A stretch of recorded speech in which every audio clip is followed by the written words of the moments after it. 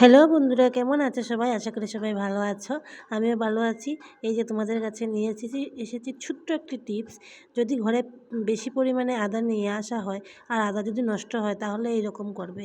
আদাকে ধুয়ে কুচি কুচি করে কেটে ব্লেন্ড করে নেবে। এই দেখো আমি ব্লেন্ড করে নিয়েছি। তারপর একে পেস্ট বানিয়ে ফ্রিজের মধ্যে থাকা যে ছোট বাটি বাটি বরফ তৈরি হয় এই বাটিগুলি নেবে। তারপর একে একে সবগুলি দিয়ে দেবে। তাহলে কী হয় জানো বন্ধুরা, নষ্ট হয় না আর নয়তো পচে যায় সব। এরকম সবগুলি দিয়ে দেবে। এইভাবে খুব সুন্দর করে দিয়ে ডিপ ফ্রিজে রেখে দেবে। আমার এক্সট্রা হয়েছিল, আমি বাটির মধ্যেও দিয়েছি। তো ডিপ ফ্রিজে দিলে পরে ডিপ ফ্রিজ থেকে কয়েক ঘন্টা পর বের করলে দেখবে বরফের মতো শক্ত হয়ে গেছে। এই দেখো শক্ত হয়ে গেছে। তো এবার তুমি খুলে একটা বাটিতে রেখে তুমি প্রত্যেক দিন তরকারির মধ্যে যত টুকরা লাগে তুমি দিতে পারবে, দিয়ে রান্না করতে পারবে। তো তোমার জিনিসটা নষ্টও হলো না।